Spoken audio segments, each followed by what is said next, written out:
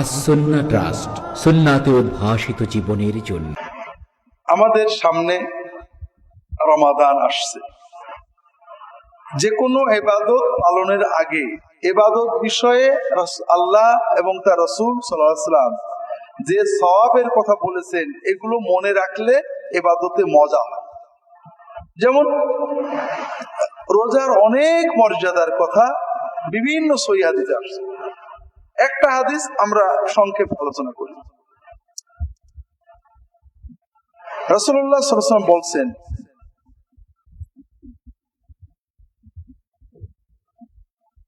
আল্লাহ তাআলা বলেছেন, কুল্লু আমাল ইবনে আদম লাহু ইল্লা সাওম ফাইন্নাহু লি ওয়া আনা আজজি বিহি।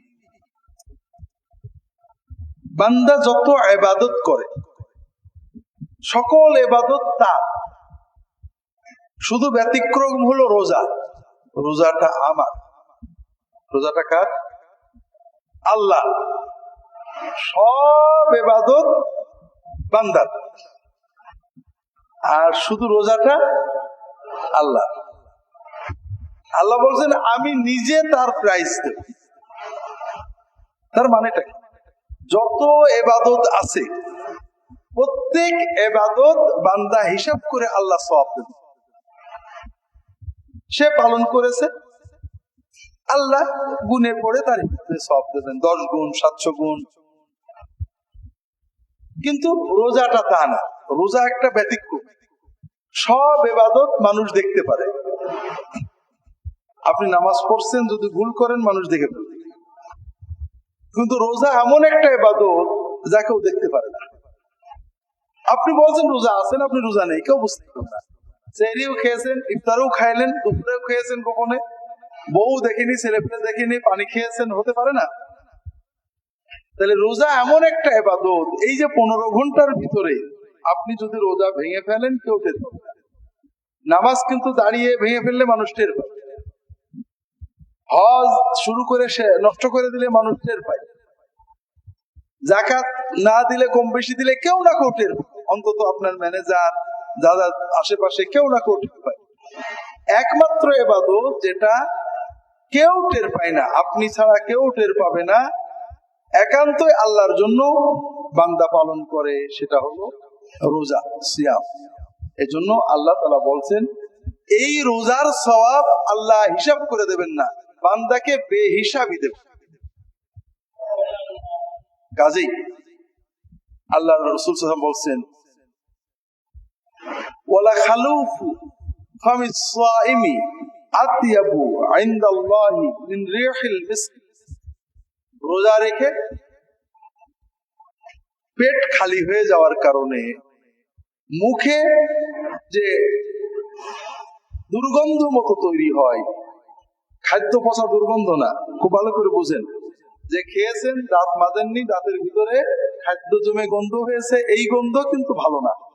রাসূলুল্লাহ সাল্লাল্লাহু আলাইহি ওয়াসাল্লাম রোজা রেখে সারাদিন মিসওয়াক করতেন, সকালে বিকেলে মিসওয়াক করতেন। কাজে রোজা অবস্থায় মিসওয়াক করা যাবে, করতে হবে, করাই সুন্নাত। খাওয়ার পরে বিশেষ করে ভালো করে মিসওয়াক করবেন, ব্রাশ করবেন, দাঁত পরিষ্কার করবেন, সারাদিন মিসওয়াক করবেন, মুখ কুলি করবেন, পরিষ্কার করবেন। এই গন্ধ না,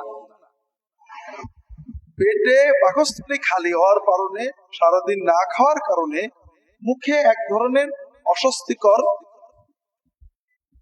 গন্ধ তৈরি হয়। আল্লাহ তাআলা বলছেন এই মুখের ক্ষুধার কারণে যে গন্ধ, এটা আল্লাহ তাআলার কাছে মেশকের সুগন্ধির চেয়েও প্রিয়।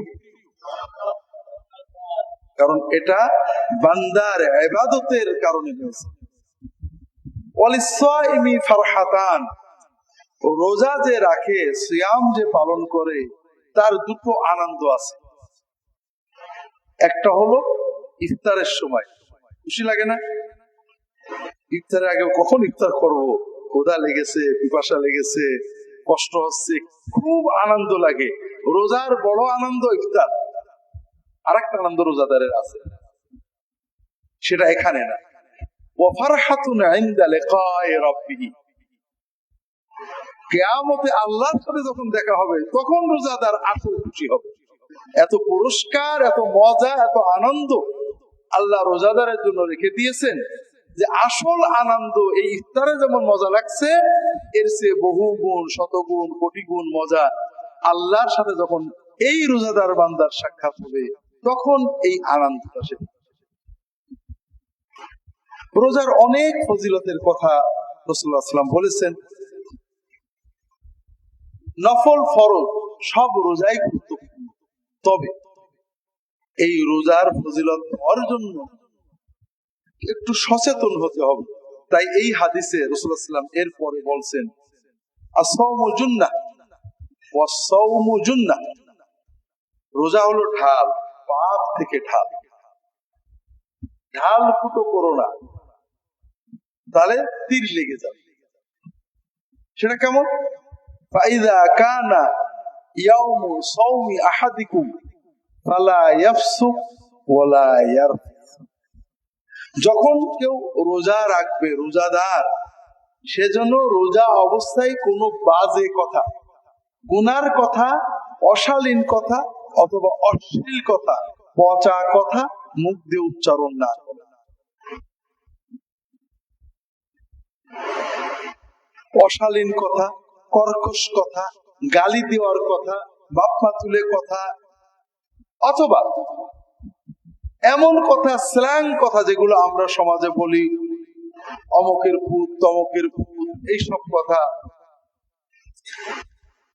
অশালীন বাজে কথা যেগুলো অশ্লীলতা প্রকাশ করে, কোন কথা রোজা রেখে বলা যাবে না। রাসূলুল্লাহ সাল্লাল্লাহু আলাইহি ওয়াসাল্লাম এত কথা বাদ দিয়ে এই কথা বললেন কেন? কারণ যারা দিনদার মুসলমান, তারা সাধারণত কেউ মানুষ খুন করে বেড়ায় না, কেউ মানুষের মাথায় লাঠি মারে না, চাঁদাবাজি করে না। আমরা যে গুনাহটা সবচেয়ে বেশি করি সেটা হলো জবানের গুনাহ। আমরা সবাই সকাল থেকে সন্ধ্যা পর্যন্ত যত গুনাহ করি তার 90% বা 95% কিন্তু জবান দিয়ে। ছেলে, স্ত্রী, প্রতিবেশী, কাজের মানুষ, বিভিন্ন মানুষের সাথে যে আমাদের ইন্টারাকশন হয়, তখন আমরা অনেক অশালীন কথা মুখ দিয়ে বলে ফেলি। আমরা বুঝিও না যে এগুলো গুনাহ, অথচ আল্লাহ রাসূল সাল্লাল্লাহু আলাইহি ওয়াসাল্লাম বলেছেন, হাল ইয়াকুবুল ইনসানা আলা উজুহিহিম নার ইল্লা হাসাইদু আলসিনাতিহিম, মানুষদেরকে জাহান্নামে ফেলবে, উপর করে জাহান্নামে ফেলবে, তার মূল কারণ হলো তার জবান। জবান জবান আল্লাহ তাআলা আমাদের জবানটা দিয়েছে। আমাদের অনেকগুলো অঙ্গ প্রত্যঙ্গ আছে, হাত, হাতের গুনাহ আছে, চোখ, চোখের গুনাহ আছে, পা, পায়ের গুনাহ আছে, কিন্তু সবচেয়ে বেশি গুনাহ করি আমরা কি দিয়ে? জবান। এটা আমরা বুঝি না। আমরা মনে করি আল্লাহ মেশিনটা বানিয়ে দিয়েছে, ট্যাক্সও লাগে না, ব্যাটারিও দেওয়া লাগে না, রিচার্জও করা লাগে না, মাশাআল্লাহ। বিশেষ করে বাঙালি চায়ের দোকানে 100 কথা, বউর কাছে বসলে 500 কথা, দোকানে বসলে 300 কথা, কথা অটো বেরিয়ে যাচ্ছে। আর আল্লাহ বলছেন, ওমা ইয়ালফিযু মিন কাউলিন ইল্লা লাদাইহি রাকিবুন আতীদ, বান্দা প্রত্যেকটা কথা জবান দিয়ে ঠপাস করে বেরোয়, আল্লাহর ফেরেশতা ওটা লিখে একটা কথাও বাদ দেয়। ওমা ইয়ালফিযু মিন কাউলিন, একটা সিঙ্গেল শব্দ, বাক্য যদি সে বলে, তার যে রাহারাদার, তার যে ওয়াচার তাকে সংরক্ষণ করছে, সে ওটা লিখে। কাজেই এজন্য আল্লাহ রাসূল সাল্লাল্লাহু আলাইহি ওয়াসাল্লাম আম ভাবে বলেছেন, সাধারণ ভাবে বলেছেন, মান কানা ইউমিনু বিল্লাহি ওয়াল ইয়াউমিল আখির ফালইয়াকুল খায়রান আও লিয়াসমুত, যদি তোমার আল্লাহর উপরে আর আখিরাতের উপর ঈমান থাকে, তাহলে কথা মুখ দিয়ে বের করলে ভালো কথা বের করবা, নইলে তালা মেরে থোয়া, চুপ করতে। আল্লাহ রসুল সাল্লাল্লাহু আলাইহি ওয়াসাল্লাম অন্য হাদিসে বলছেন, মিন হুসনি ইসলামিল মারই তারকুহু মা লা ইয়ানি। আপনি যদি ভালো মুসলমান হতে চান তাহলে যেটা আপনার জন্য প্রয়োজন না ওইটা বাদ দেবেন। আপনি দোকানে বসে আছেন, রাজনীতির কথা হচ্ছে, আবহাওয়ার কথা হচ্ছে, আমেরিকার কথা হচ্ছে, দেখবেন আপনি কোনো অনুভূতি ছাড়াই অংশ নিয়ে ফেলেছেন, কথা আর আপনি চাপতে পারেননি, একটা বেরিয়ে গেছে। কিন্তু এই কথাটা বললে আপনার কতটুকু লাভ হবে, আপনার কি পরিমাণ সওয়াব পেবে, কথাটার দরকার আছে কিনা, দুনিয়া বা আখেরাতে এই কথার দ্বারা আপনি কোনো টাকা পয়সা বা সওয়াব অর্জন করবেন কিনা, আপনার স্বার্থ সংশ্লিষ্ট কিনা, এটা চিন্তা করেন না। এইটা হলো মা লা ইয়ানি, অপ্রয়োজনীয় কথা। কাজেই যেটা আমি কথা বলার আগে হিসাব করব। আমি হিসাব করি মাঝে মাঝে, সবসময় হিসাব করি না। গাড়িতে যখন আমরা যাই বিশ্ববিদ্যালয়ে, আমাদের বন্ধুরা গল্প করে তো, আমি গল্প করি, মাঝে মাঝে আমি হিসাব করি যে আমি 9টার সময় গাড়িতে ছুটছি, 9:30 বা 9:40 গাড়ি থেকে নামছি বিশ্ববিদ্যালয়ে। এই 30-40 মিনিটের ভিতরে কয়েক হাজার কথা বলছি, একটাও দরকার ছিল না। একটা কথা উঠলো হয়তো রাজনীতি নিয়ে, ফট করে একটা মন্তব্য করলাম। একটা কথা উঠলো হয়তো আবহাওয়া নিয়ে, একটা মন্তব্য করলাম। একটা কথা উঠলো সৌদি আরব নিয়ে, ইয়ামান নিয়ে, আইসিস নিয়ে, একটা মন্তব্য করে দিলাম। তার সাথে আরেকজন একটা মন্তব্য করলো, অথবা আমাদের ব্যক্তিগত হাসি তামাশা, একজনকে একটা খুঁচা মারলাম, আরেকজন একটা খুঁচা মারলো। এইভাবে যতগুলো কথা বললাম, দেখা গেল এই 40 মিনিটে হয়তো প্রায় 400টা শব্দ আমার মুখ দিয়ে বেরিয়েছে মিনিমাম। এবং এই শব্দগুলোর একটা দ্বারা আমার কোনো সওয়াব হয়নি, বরং কিছু গুনাহ হয়েছে। আমি যদি এই সময়টা চুপ থাকতাম কোনো সমস্যা হতো না, আমাকে কেউ খারাপ বলতো না, আমি নিরাপদে থাকতাম, রিল্যাক্স, ব্রেনটা রিল্যাক্স থাকতো। আর যদি এর বদলে আমি এই 40 মিনিট জিকির করতাম, তাহলে কয়েক হাজার সুবহানাল্লাহ অথবা কয়েকশো দরুদ পড়তে পারতাম। কিন্তু হয় না, কথা শুনতে শুনতে দেখা গেল ফস করে একটা কথা মুখ দিয়ে বেরিয়ে গেল। যখন এটা আপনি কন্ট্রোল করতে পারবেন, তখন আপনি ভালো মুসলমান হয়ে যাবেন। মিন হুসনি ইসলামিল মারই তারকুহু মা লা ইয়ানি।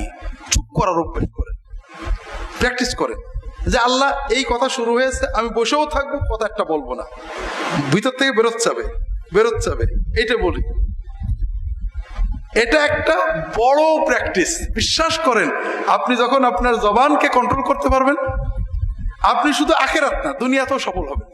কারণ আমাদের দুনিয়ার যত ঝঞ্ঝাট এখান থেকে আসে। আল্লাহ কোরআন কেনে বলছেন, ওয়ালা তাকফু মা লাইসা লাকা বিহি ইলম ইন্নাস সামআ ওয়াল বাসারা ওয়াল ফুআদ কুল্লু উলাইকা কানা আনহু মাসউলা। যেটা ব্যাপারে তোমার ইলম নেই, জ্ঞান নেই, সুস্পষ্ট জানা নেই, আন্দাজে অস্পষ্ট জ্ঞান দ্বারা লোকের কথার ভিত্তিতে তার পিছনে চলো না, সে বিষয়ে মন্তব্য করো না, সন্দেহ করো না, কল্পনা করো না, এগুলো করো না। কারণ তোমার কান, চোখ, অন্তর প্রত্যেকটার ব্যাপারে আল্লাহকে আমাদের দিনে জিজ্ঞাসা করবে। এজন্য জবানকে সংহত করা সবচেয়ে বড় জিনিস। আপনি রেগে গেছেন, এটা খারাপ। তো রাগ আসলে কখন খারাপ হবে? যখন জবান খুললো। প্রচন্ড রেগেছেন, তালা মারা আছে, খুব একটা সমস্যা নেই। তো যখন জবান খুলে দিলেন তখন আর ঠেকাতে পারবেন না। এজন্য জবানটাকে কন্ট্রোল করা, এটা আমাদের ইমানদারদের, বিশেষ করে আপনারা যারা আমাদের আস-সুন্নাহ ট্রাস্টে সুন্নাতের জন্য আসেন। আমি সারা বাংলাদেশে প্রয়োজনে অপ্রয়োজনে যেতে হয়। একজন মানুষ 50 বছর দিনদার, সমাজের ট্র্যাডিশনাল দিনদার, আলেম ওলামাদের কাছে যান, পীর সাহেবদের কাছে যান, শবে বরাত পালন করেন, শবে কদর পালন করেন, কিন্তু হালাল হারাম সম্পর্কে সচেতন না। অনেক পাবেন, কিন্তু আমি নিজে দেখি অনেক জায়গায় যাই, তাওহীদ এবং সুন্নত বোঝে, সহিহ সুন্নতের আলোকে যারা দিনদার, তারা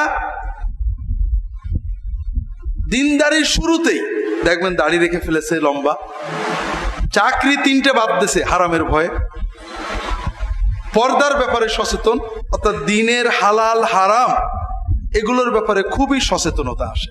কারণ তারা বোঝে যে আমার আমল নিয়ে আমাকে আল্লাহর কাছে যেতে হবে। আর তাদের জন্য এই আমল কিন্তু কষ্ট লাগে না।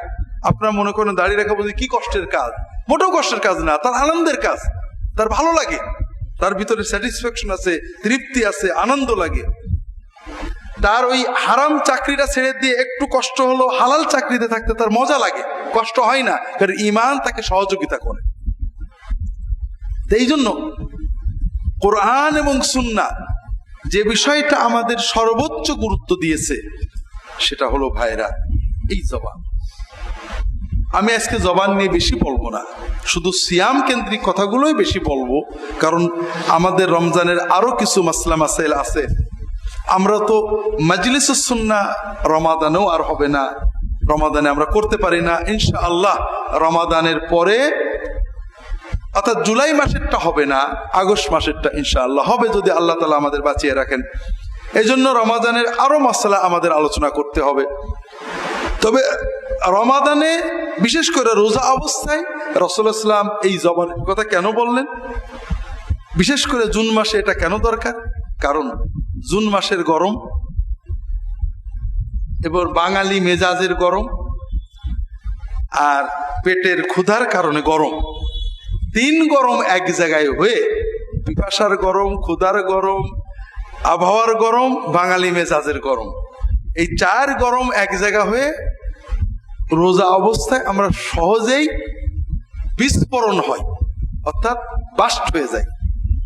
যে কথাই রোজার আগে রাগিনি ওই রকম একটা কথাই রোজার ভিতরে রাগ হয়ে যায়, বউয়ের সাথে, কাস্টমারের সাথে, কর্মচারীর সাথে বাজে কথা বলে ফেলি, এরকম কি ঘটে নাকি? এই জন্যই রাসূলুল্লাহ সাল্লাল্লাহু আলাইহি ওয়াসাল্লাম সাবধান করলেন যে এই 4 গরমকে একসাথে সংরক্ষণ করতে হবে। রোজা অবস্থায় তুমি নিজেকে বারবার অটো সাজেশন মেসেজ দেবে, আমি রোজা আছি, আমি কিন্তু রোজা। প্রচন্ড পিপাসায় তুমি পানি খাওনি, কারণ তোমার কাল মেসেজ নিচ্ছে রোজা, রোজা আছি, খাওয়া যাবে না। প্রচন্ড ক্ষুধায় তুমি খাবার খাওনি, কারণ তোমার অন্তর মেসেজ নিচ্ছে তুমি রোজাদার, খেতে পারবে না। ঠিক এই কন্টিনিউয়াস মেসেজটা আপনাকে দিতে হবে, আমি রাখতে পারবো না, আমি তো রোজা। আল্লাহ রাসূল সাল্লাল্লাহু আলাইহি ওয়াসাল্লামের জন্য বলছেন, ফাইন সাবাহু আহাদুন আও কাতালাহু, যদি কেউ তোমাকে, কোন রোজাদারকে গালি দেয়, আপনি রাখবেন না, রাগেননি, কিন্তু গায়ে পড়ে আপনাকে রাগিয়ে দিয়েছে, বাজে কথা বলেছে, গালি দিয়েছে, আও কাতালাহু, মারামারি করতে চলে এসেছে, ফালিয়াকুল ইন্নী ইমরুউন সায়েম, সেজন্য বলে যে আমি রোজা আছি। তার মানে আপনি নিজে তো রাখবেন নাই, কেউ যদি রিয়াকশনারি রাগ তৈরি করে আপনি তাও রাখবেন না। এই মানের রাগ কন্ট্রোল যদি আপনি করতে পারেন তাহলে আপনার রোজা সফল, রোজা ঢাল। আর না হলে ঢাল কিন্তু ফুটো হয়ে গেল, আর ঠেকাতে পারবে না। এই রোজা রেখে জবানের গুনাহগুলো আমরা বেশি করি, তার ভিতরে বাজে কথা, স্ল্যাং কথা, অশালীন কথা, বকা কথা যেটা আমরা বলি, আর একটা হলো গীবত করা। গীবত সবসময় হারাম, তবে রোজার সাথে তার একটা সম্পর্ক আছে। রোজা মানে কি? পানাহার ত্যাগ করলাম, রোজার কারণে বিসমিল্লাহ আল্লাহু আকবার বলে জবাই করা গরু, ছাগল বা মুরগির গোশত রান্না করে ভুনে রাখা আছে রান্নাঘরে বা ফ্রিজে, আমি খাইলাম না, রোজা। আর গীবত করা হলো মরা ভাইয়ের গোশত খাওয়া, ভাইয়ের মরা লাশ আছে, আমি ছুরিতে কেটে কাঁচা গোশত কামড়ে খাচ্ছি। আপনি রোজার কারণে হালাল রান্না করা গোশত খাইলেন না, কিন্তু মরা ভাইয়ের কাঁচা গোশত খাইলেন, তে কেমন রোজা হলো? এতে কোনো রোজা হলো না। এই জন্য আমরা সবসময় গীবত পরিহার করব, তবে বিশেষ করে রোজা অবস্থায় আমরা মানুষের সমালোচনাটাই পরিহার করো। কাউকে নিয়ে কোনো কথাই যোগ দেবো না। যখনই দেখবেন মানুষ নিয়ে কথা আছে, অ্যাভয়েড করো। কারণ মানুষ নিয়ে কথা হলেই সমালোচনা আসবে। ব্যক্তি নিয়ে কোনো সমালোচনায় যাবেন না। গীবত কাকে বলে? আল্লাহ রসুল সাল্লাল্লাহু আলাইহি ওয়াসাল্লাম গীবতের সংজ্ঞা পরিচয় আমাদের বলেছেন। তিনি বলছেন, আতাদরুনা মাল গীবাহ, তোমরা কি জানো গীবত কি? সাহাবায়ে কেরাম বললেন, আল্লাহু ওয়া রাসূলুহু আ'লাম, আল্লাহ এবং তার রাসূল ভালো জানেন। রাসূলুল্লাহ সাল্লাল্লাহু আলাইহি ওয়াসাল্লাম বললেন, যিকরুকা আখাকা বিমা ইয়াকরাহু, তুমি তোমার ভাইয়ের গায়বাতে, অনুপস্থিতে এমন কথা বলবে যে কথাটা সে কষ্ট পাবে।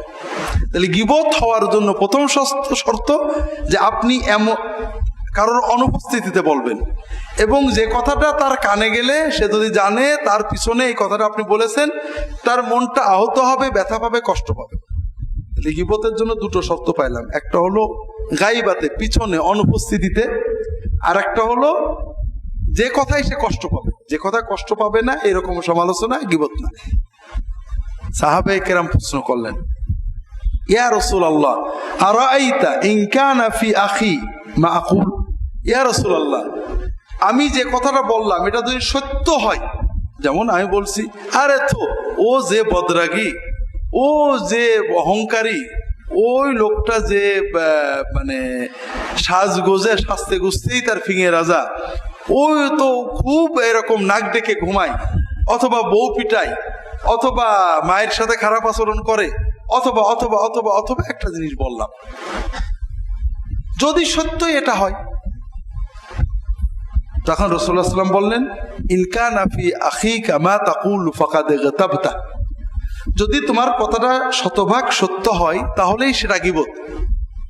তাহলে গীবত হওয়ার জন্য তিনটে শর্ত, একটা হলো সেটা সত্য কথা, আরেকটা সেটা পিছনে হইতে হবে, আর একটা এমন কথা যেটা যদি তার কানে যায় যে আপনি তার পিছনে বলেছেন, তাহলে তার মনটা কষ্ট পাবে। আমরা যদি এমন কথা বলি সে সামনে থাকলে, বা যদি তার কাছে রেকর্ডটা বাজানো হয়, কষ্ট পাওয়ার কিছু নেই, তাহলে সেটা গীবত না। আর যদি মিথ্যা হয় তাহলে এটা গীবতের চেয়ে বড় পাপ। তা আমরা গীবত প্রচুর করি, মহিলারাও করেন, পুরুষেরাও করেন। কিভাবে করেন?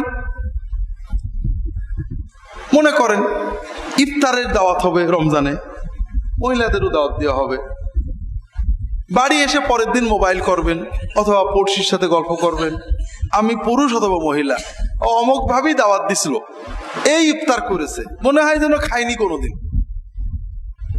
এরকম ঘটে না? ঘটে না? ঘটে না বোধহয়, তাই না?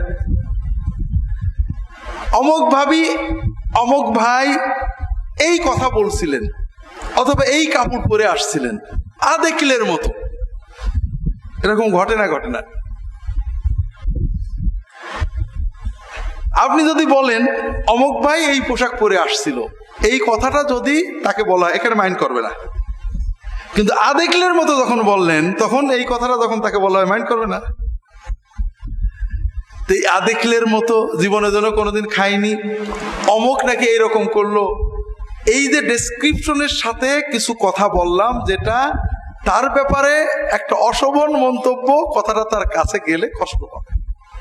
এই মোবাইলে রেকর্ড করে তাকে কথাটা শোনালে তার মনটা খারাপ লাগবে। আল্লাহ তাআলা মানুষের ভিতরে সম্প্রীতি এত বেশি চেয়েছেন যে এমন কথা মুখ দিয়ে বলবেন না যেটা যদি রিলে হয়েও তার কানে যায় তার মনটা খারাপ লাগে। গীবত বিশেষ করে রোজা অবস্থায়, এটা হলো রোজা সংরক্ষণের ব্যাপার গুনাহ থেকে। কিন্তু রোজা আমরা সুন্নত পদ্ধতিতে কিভাবে পালন করব, খুবই সংক্ষেপে আমি বলবো। আমরা সুন্নাত পদ্ধতিতে রোজা পালনের জন্য কয়েকটা পর্যায় বলবো। প্রথম কথা হলো, আমরা রোজার চাঁদ যদি আমরা দেখি, প্রতি মাসে চাঁদ দেখার একটা দোয়া আছে, এটা আমরা পড়ার চেষ্টা করব। আল্লাহু আকবার বলা, আল্লাহুম্মা আহিল্লাহু আলাইনা বিল ইমনি ওয়াল ঈমান ওয়াস সালামাতি ওয়াল ইসলাম ওয়া রাব্বি ওয়া রাব্বুকাল্লাহ। অনেকে চাঁদ দেখলে সালাম দেয়, আমাদের দেশে বোধহয় এখনো আছে, দেখছেন নাকি? নতুন চাঁদ দেখলে সালাম দেওয়া, এটা কিন্তু ঠিক না, এটা খুবই খারাপ কাজ। চাঁদ দেখলে আল্লাহর কাছে দোয়া করতে, প্রথমে আল্লাহু আকবার, এরপরে আল্লাহ এই যে নতুন মাস শুরু হলো, এই মাসটা আমাদের ইমানটা মজবুত রেখো, আমাদের সকল কাজে কর্মে বরকত দিও। দোয়াটা কেমন হলো? হ্যাঁ, মাসের শুরুতেই আল্লাহর কাছে বরকত চেয়ে নিলেন। ওয়াসসালামাতু ওয়াল ইসলাম, আমাদের দিন ইসলাম ঠিক রেখো, আমাদের নিরাপত্তা বিপদ আপদ থেকে মুক্ত রেখো। এরপরে চাঁদের সাথে একটা কথা বলা, রাব্বি ওয়া রাব্বুকাল্লাহ, চাঁদ তুমি কিচ্ছু না। অনেকে চাঁদ পূজা করে, সূর্য পূজা করে, তোমার রব এবং আমার রব আল্লাহ, তুমিও যার বান্দা আমিও তার বান্দা। চাঁদ কিছু না, কিন্তু নতুন চাঁদ উঠেছে, আমি আল্লাহর কাছে দোয়া চাচ্ছি। এটা পারলে পড়বেন। এরপরে তারাবি শুরু হলো, এবং তারাবি দিয়েই শুরু হলো আমাদের ঝগড়া। বিশেষ করে আমরা যারা সুন্নাত নির্ভর, তাদের ঝগড়া এক্ষেত্রে বেশি।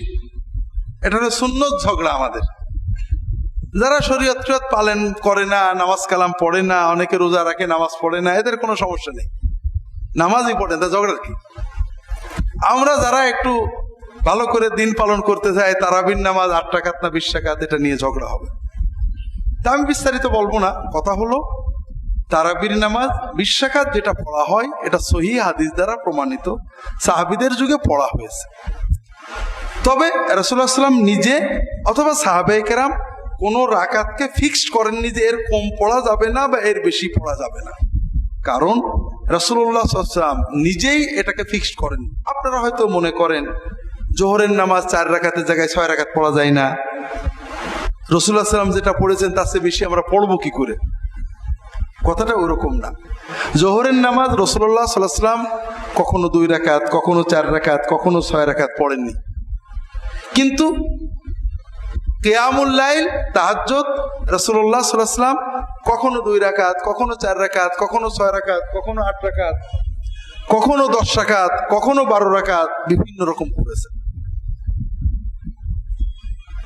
তিনি রাকাত সংখ্যা বাড়িয়েছেন, কমিয়েছেন, কিন্তু টাইম কিন্তু একই রেখেছেন।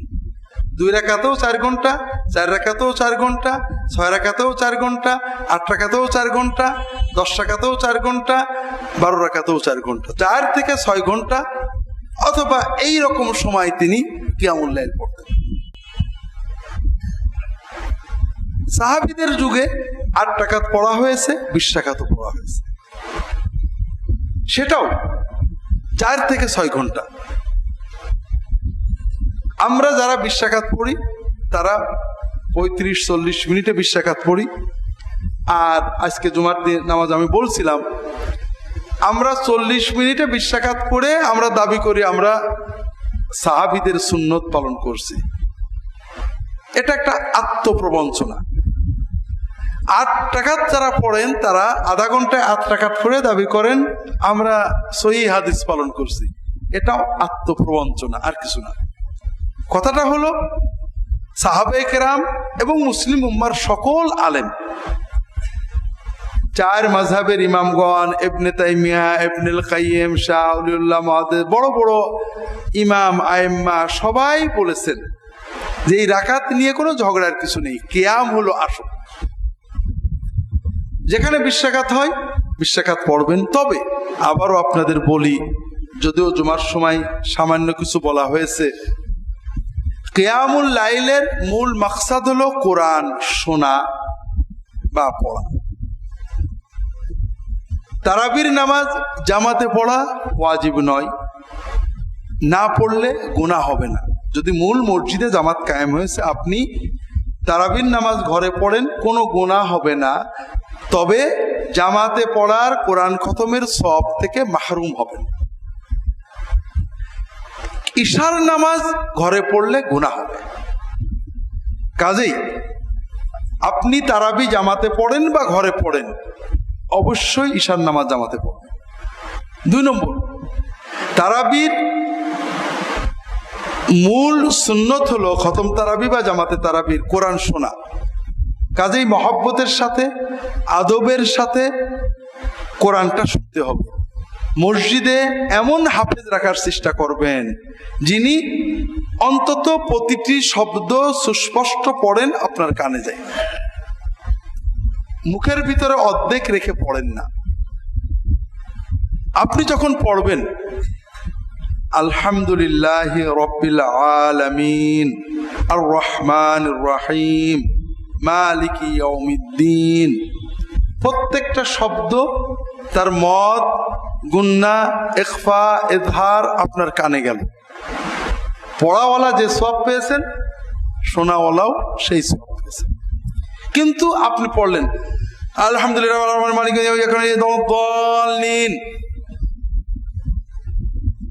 আপনি কি কি শুনেছেন?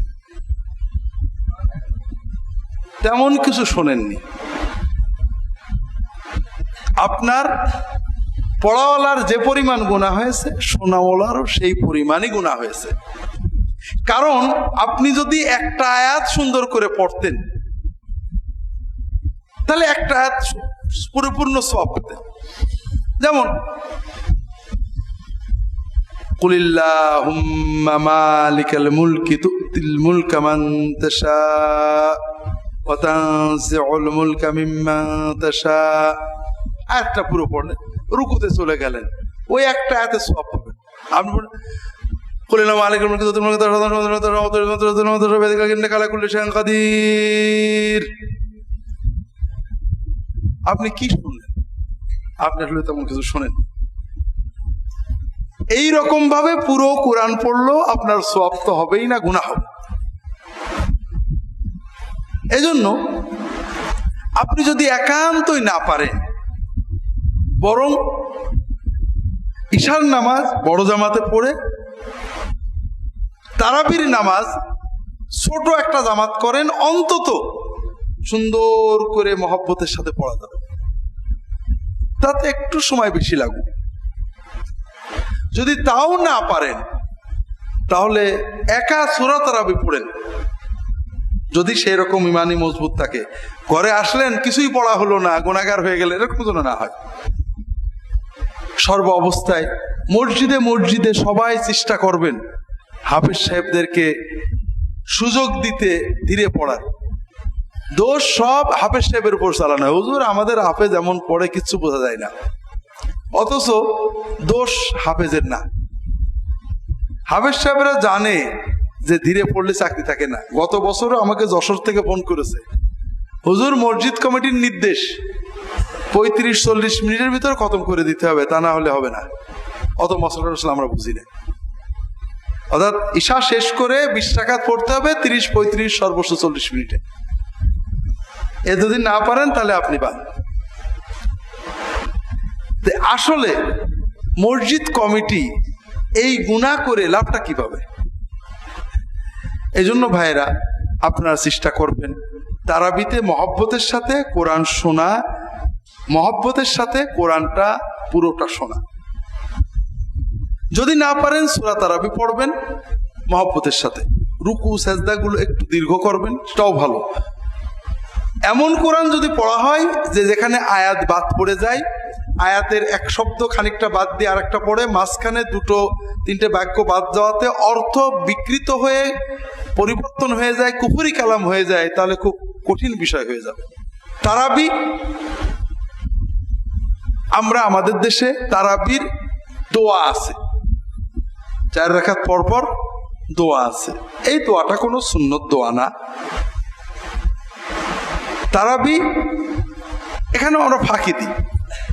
তারাবি মানে বিশ্রাম। কেন বিশ্রাম? রাসূলুল্লাহ সাল্লাল্লাহু আলাইহি ওয়াসাল্লাম থেকে বিশ্রামের কোনো কথা হাদিস নেই। সাহাবীদের যুগে যখন জামাতে তারাবি হতো, বেশি সময় না, ঈশার পর থেকে সেহরি পর্যন্ত হতো। কয় ঘন্টা? 6 ঘন্টা মাত্র। কখনো কখনো হয়তো 3-4 ঘন্টাও হতো, 12টা-1টায় শেষ হয়ে যেত, এরকম পাওয়া যায়। তো মনে করেন যদি 4 ঘন্টা ধরে 8 রাকাত বা 20 রাকাত নামাজ পড়া হয়, তাহলে আপনার 4 রাকাত পড়তেই আপনার 1 ঘন্টার বেশি চলে যাবে। এই 1 ঘন্টার সময় দাঁড়িয়ে থাকলে স্বভাবতই পা এমনভাবে ব্যথা হয়ে যেত, ফুলে যেত, যে খানিকক্ষণ পা মেলে না বসে থাকলে দাঁড়ানো যেত না। এই জন্য প্রতি 4 রাকাত পরে 1-1.5 ঘন্টা পরে তারা একটু হাত পা শটান করে মেলে দিয়ে কিছুক্ষণ কাজ হয়ে বসতেন। আমরা 4 রাকাত পড়তে কত ঘন্টা লাগে? 10 মিনিট। হাত পা ব্যথা হয় নাকি? তা আমাদের এই তারবিহা বসাটাই তো একটা ফাঁকি, ধোঁকাবাজি। 2 নম্বর, এই বিশ্রামের সময় কোনো দোয়া খাস নেই। বিশ্রাম, আপনি কিছুই পড়বেন না, কোনো সমস্যা নেই, হাত পা নাড়িয়ে একটু পরবর্তী নামাজ যেন ভালোভাবে পড়া যায় সেই চেষ্টা। তবে যদি পড়তেই হয়, সবচেয়ে বেশি সওয়াব কিসে? কোরআন তেলাওয়াতে। আপনি কোরআন তেলাওয়াত করেন, মুখস্থ সূরাগুলো পড়েন, আল্লাহর জিকির করেন, সুবহানাল্লাহ, আলহামদুলিল্লাহ, লা ইলাহা ইল্লাল্লাহ, আল্লাহু আকবার, দরুদ শরীফ পড়েন, যতবার পারেন দরুদ শরীফ পড়েন। সুবহানাল মুলকি ওয়াল মালাকুতে যে দোয়াটা, এটা বড় অদ্ভুত দোয়া। হাদিস কোরআনে কোথাও এই দোয়াটাই নেই, তারাবির সাথে তো নেই, মূলেই এই দোয়াটা নেই। কথাগুলো খারাপ কিছু না, কোরআন হাদিসের বিভিন্ন শব্দ নিয়ে বানানো। যেমন মনে করেন রব্বানা আতিনা ফিদ দুনিয়া, কোরআনের একটা দোয়া। রাব্বিগফিরলি ওয়া তুব আলাইয়া, হাদিসের একটা দোয়া। কোন দোয়া কুনুতের, আল্লাহুম্মা ইন্না নাস্তাঈনুকা, এটা কুনুতের দোয়া। আল্লাহুম্মা ইহদিনি ফিমান হাদাইত, এটা কুনুতের দোয়া। কুনুতের দোয়া আপনি সেজদায় পড়তে পারেন, কুনুতের দোয়া আপনি তারাবিদের পড়লেন, অন্তত এক জায়গায় পাওয়া গেছে হাদিসে। তারাবির দোয়া যেটা পড়ি, হাদিসের কোথাও নেই, না কুনুতে, না এমনি সকালে, রাত্রে, বিকেলে, কোনো জায়গায় এই দোয়াটা নেই। 2 নম্বর হলো, তারাবির সাথে তো এর কোনো সম্পর্ক নেই। যে মুনাজাতটা আমরা করি, এটা একই অবস্থা, কোরআন হাদিসে কোথাও নেই। এজন্য এই দোয়াগুলো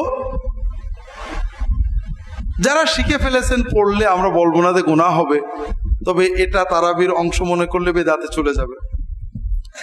সবচেয়ে ভালো হয় তাসবিহ, তাহলিল বা দরুদ শরীফ পড়বেন। আর মুনাজাতটা প্রতি 4 রাকাত পর পর খুবই আপত্তিকর। এক নামাজে কয়বার মুনাজাত করে মানুষ? 20 রাকাতে তো তারাবি এক নামাজ হলো। এমনিও আমরা বাংলাদেশের মুসলমান আল্লাহর কাছে দোয়া করা বুঝি না। এই যে 4 বার 5 বার আমরা এই যে মুনাজাত করলাম, এই সুযোগটা যদি মুসল্লিদের দেয়া হতো, সেজদাটা একটু বড় করে, এই যে 20 রাকাতের 40টা সেজদাই যদি 10 সেকেন্ড করে বাড়ানো হতো, ভাই আপনারা এই 40টা দোয়া করবেন, তাতে বরং অনেক কাজ হতো।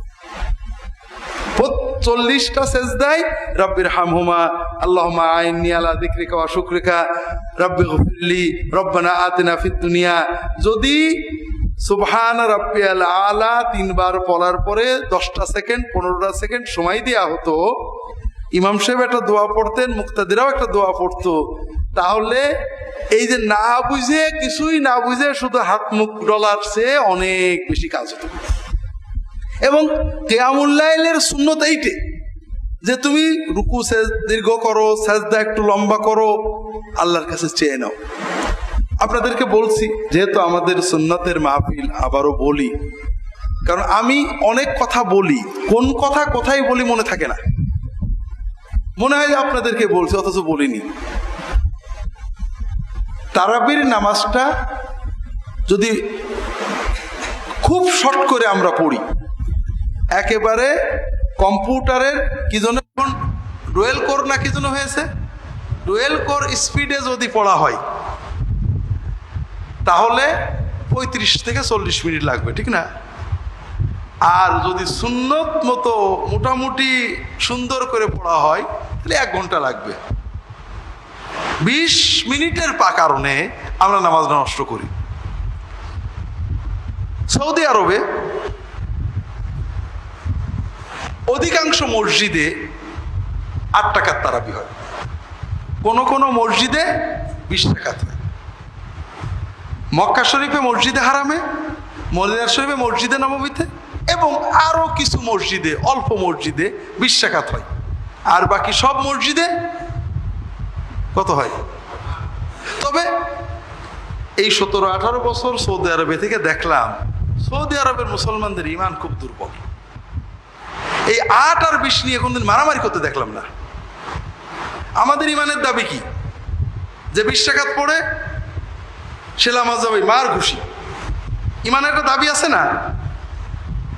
আর যে 8 রাকাত পড়ে সে বেদাতি, মার ঘুষি। ইমানের যে জজবা দাবি সৌদি আরবে একেবারেই নেই।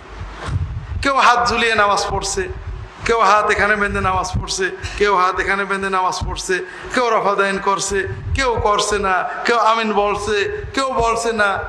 কারোর ইমানে একটু তাগাদা লাগে না ধরে এটা খুশি মার।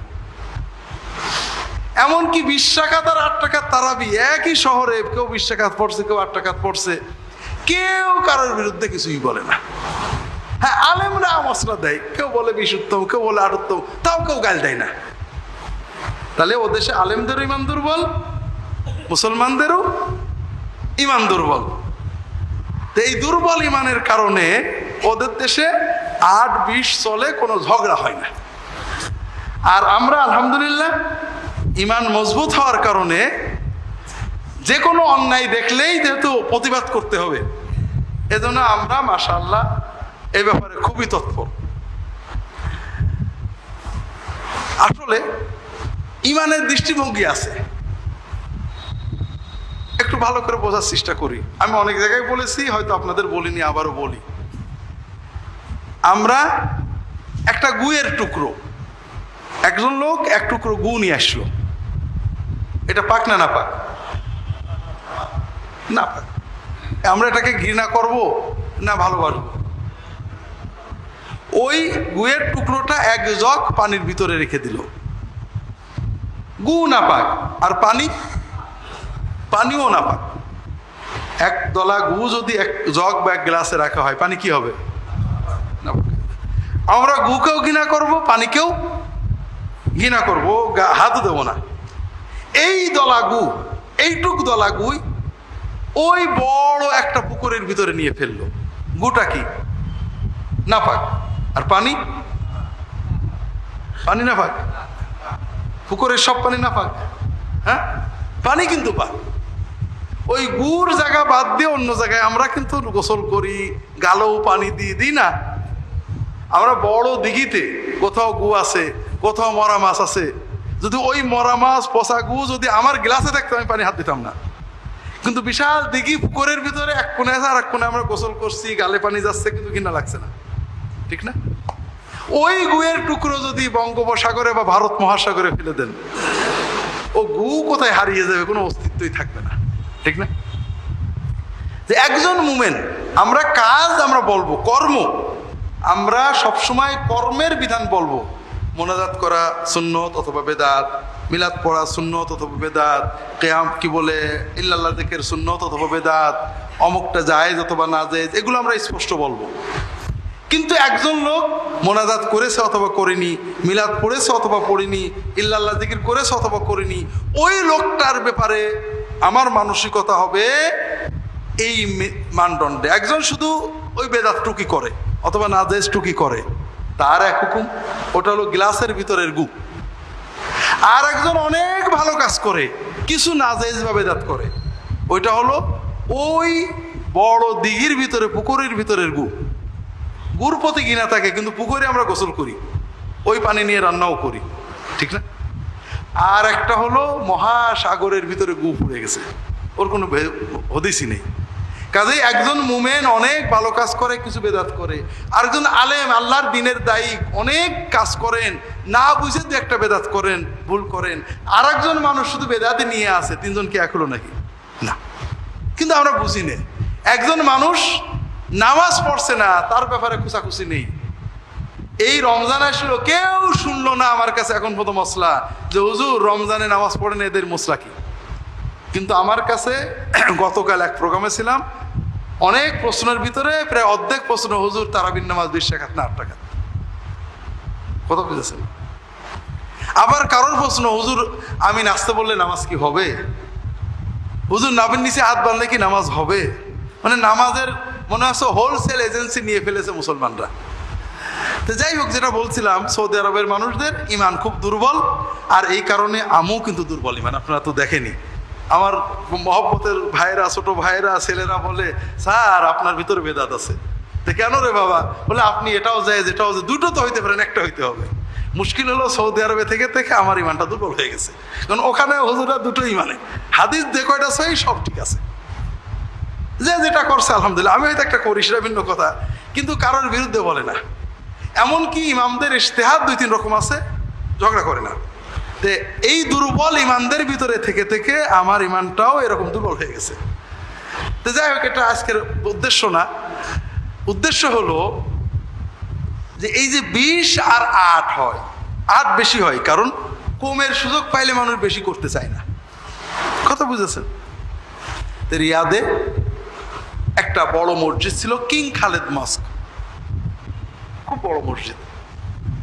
ওখানের ইমাম সাহেব 20 রাকাত পড়তেন এবং খুব সুন্দর করে ধীরে ধীরে তেলাওয়াত করতেন, রুকু এবং সেজদা দীর্ঘ করতেন, এবং রুকু সেজদায় দোয়া করতেন। কোরআন তেলাওয়াতের সময় অনেকেই কান্ত, ওনার ধীরে ধীরে তেলাওয়াত তো একটু যেটা বোঝা যায়, আরব দেশের মানুষ যতটুকু বোঝে, মানুষের চোখে পানি এসে যেত। এই মসজিদে তারাবি পড়ার জন্য রিয়াদ থেকে 100 কিলো 150 কিলো দূর থেকে, আল খারশ, দিলাম, বিভিন্ন দূরবর্তী 50, 70, 100 কিলো দূর থেকে যুবকেরা ইফতার করে গাড়ি ছাড়ত। ওই মসজিদে আজানের আগে 50, 70, 100 কিলো দূরের যুবকেরা এসে পুরো মসজিদ ঘুরে যেত। কি জন্য? যে 1.5 ঘন্টা ভরে তারাবি পড়বে। কেন? এই নামাজে দাঁড়িয়ে একটু চোখের পানি ফেলবে, সেজদায় যে একটু দোয়া করবে, কাঁদবে। সেজদায় দোয়া করার লোভে, নামাজে দাঁড়িয়ে কোরআন শুনে চোখে পানি আনার লোভে যুবকেরা 100-150 কিলো দূর থেকে গাড়ি হাঁকায় ইফতার করে ওই উম্মুল হামামের জামেউল মালিক খালেদের ভিতরে এমন ভাবে ভরে যেত, আজানের পরে গেলে জায়গা পাওয়া যেত না। কাজেই যুবকেরা চায়, পারে, আপনি দেন, বাংলাদেশের যুবকেরাও পারবে, দেখেন না কেন? কিন্তু আমরা তাদের সামনে দিতে পারছি না। তারাও নামাজে কাঁদতে চায়, তারাও সেজদায় দোয়া করতে চায়, কিন্তু আমরা পরিবেশ দিতে পারছি না। তো এই জন্য তারাবির যে দোয়া মোনাজাত, এটা মোটেও সুন্নত না, কোনোদিন রাসূলুল্লাহ সাল্লাল্লাহু আলাইহি ওয়াসাল্লাম করেননি, সাহাবীরা করেননি, আমাদের 4 ইমাম শোনেইনি, কোনো ফিকর কিতাবে নেই, শুধু শেষ যুগের 2-1টা ফিকর কিতাবে আছে।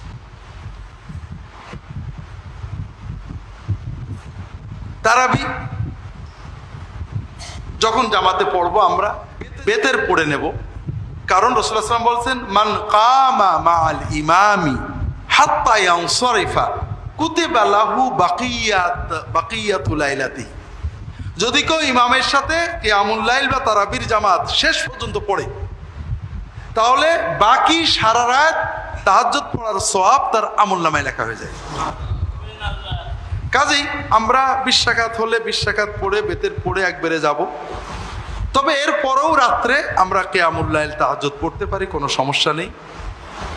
রমজানের শেষে 10 রাত সবচেয়ে গুরুত্বপূর্ণ, শবে কদরের রাত।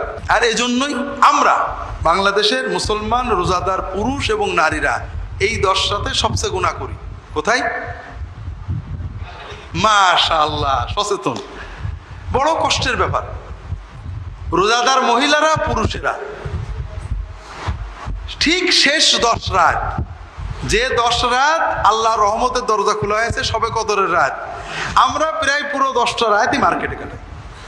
আমরা চেষ্টা করব কেনাকাটা আগে করতে, একটু কষ্ট হলেও দিনে করতে, এবং দিনে না হলে মাগরিব থেকে ঈশার ভিতরে করে নিতে।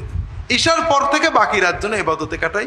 একান্ত বাধ্য হলে যদি মেয়েরা মার্কেটে যেতে হয়, পর্দার সাথে যাবেন। তারপরও যে পালাপাড়ি হয়, বোরকা পরলেও পর্দা হয় না। এই জন্য কেনাকাটা থাকলে যদি মেয়েদের মার্কেটে যেতেই হয়, তাহলে রোজার প্রথম দিকে কেনাকাটা করে নেবেন, পর্দা সহ যাবেন, শালীনভাবে যাবেন, পুরুষের ভিড়ের ভিতরে যাবেন না। আর পুরুষেরাও যারা একান্ত ব্যবসায়ী, তাদের কথা ভিন্ন, তারা বাধ্য হয়ে দোকানে থাকবেন, তারা দোকান বন্ধ করে শেষ সাথে অন্তত তারা কিয়ামুল লাইল তাহাজ্জুদ পড়বেন। আর যারা পারবেন তারা ইশার আগে সব হাজত ছেড়ে বাকি রাত 20 রাত থেকে 30 রাত পর্যন্ত পুরো রমাদান শেষ 10 রাত আপনারা প্রতি রাতেই তারাবি ছাড়াও কিছু নামাজ পড়বেন। শবে কদর মানে 27 না, শবে কদর মানে শেষ 10 রাত। এতেকাফ রাসূলুল্লাহ সাল্লাল্লাহু আলাইহি ওয়াসাল্লামের গুরুত্বপূর্ণ সুন্নত। আমাদের দেশে এতেকাফ এখন বিজনেস হয়ে গেছে। শোনো, একটা মসজিদে কেউ না রাখলে গুনাহ হবে, কাজে টাকা পয়সা দিয়ে এখন রেখে দাও। এতেকাফ ওই জন্য না, এতেকাফ হলো আল্লাহর সাথে বান্দার প্রেম, যে করবে সে পাবে। কাজেই আমরা সবাই চেষ্টা করব এতেকাফ করার, 10 দিন পুরো মসজিদে আল্লাহর ইবাদতে থাকার, দুনিয়ার সম্পর্ক কমিয়ে দেওয়ার। এতেকাফকারী ঘুমিয়ে থাকলেও এটা বড় ইবাদত। যদি না পারি, এতেকাফ করতে না পারি, অন্তত প্রতি রাতে কিছু অতিরিক্ত ইবাদত করব। ঈদুল ফিতরের চাঁদ দেখে তাকবীর বলবেন, দোয়া পড়বেন। ঈদুল ফিতরের রাত্রেও তাকবীর বলবেন, আল্লাহু আকবার, আল্লাহু আকবার, লা ইলাহা ইল্লাল্লাহ, আল্লাহু আকবার, আল্লাহু আকবার, ওয়ালিল্লাহিল হামদ। সকালে ঈদের নামাজ পর্যন্ত। ঈদুল ফিতর সকাল সকাল আদায় করা সুন্নত, বেলা ওঠার আধা ঘন্টা থেকে 1 ঘন্টার ভিতরে হয়ে যাওয়া উচিত। যদিও আমাদের দেশে বেলা হয়, তবে যে যেখানে আছেন আস্তে আস্তে সুন্নতের দিকে আসার চেষ্টা করবেন। সামাজিক বিভিন্ন কারণে একটা বদরুসুম হয়ে গিয়েছে। ঈদুল ফিতরের দিনে সকালে ফিতরা দিতে হয়, গরিবদের বাড়িতে খাবার পৌঁছানোর নিশ্চয়তা, এই জন্য রাসূলুল্লাহ একটু দেরি করতেন, সকালে কিছু খেয়ে যেতেন, 3-5টা খেজুর অথবা কিছু মিষ্টি অথবা কিছু খাবার খেয়ে ঈদের মাঠে যেতেন। ঈদের মাঠে রাসূলুল্লাহ সাল্লাল্লাহু আলাইহি ওয়াসাল্লাম প্রথমে সালাত আদায় করতেন। ঈদ আসলে আমাদের ঝগড়া আছে, 6 তাকবীর না 12 তাকবীর, 6-12 দুটোই সহি, কাজে ঝগড়া করবেন না। ঈদের পরে রাসূলুল্লাহ সাল্লাল্লাহু আলাইহি ওয়াসাল্লাম খুতবা দিতেন। আম খুতবা দেওয়ার পরে মেয়েদের ওখানে যে খাস খুতবা দিতেন। রাসূলুল্লাহ সাল্লাল্লাহু আলাইহি ওয়াসাল্লামের সময় মেয়েরা পিছনে জামাতে শরীক হতেন, রাসূলুল্লাহ উৎসাহ দিতেন। এরপরে মুসলমানরা যার যার বাড়িতে চলে যেতেন। এক পথে যাওয়া, আর এক পথে ফেরা, এগুলো সুন্নত। দেখা সাক্ষাৎ, সালাম করা, কেমন আছেন, দোয়া করা সুন্নত, মুসাফা করা সুন্নত। কোলাকুলি হলো যার সাথে অনেক দিন পরে দেখা তার সাথে, এটা সুন্নত, ঈদের সুন্নত না। কোলাকুলিটা ঈদের সুন্নত না। মোটামুটি সিয়াম এবং ঈদের ব্যাপারে মুখতাসার কথা। সুবহানাকা আল্লাহুম্মা বিহামদিকা আশহাদু আল্লা ইলাহা ইল্লা আনতা আস্তাগফিরুকা ওয়া আতুবু ইলাইক। আল্লাহুম্মা সাল্লি আলা মুহাম্মাদ ওয়া আলিহি ওয়া সাল্লাম।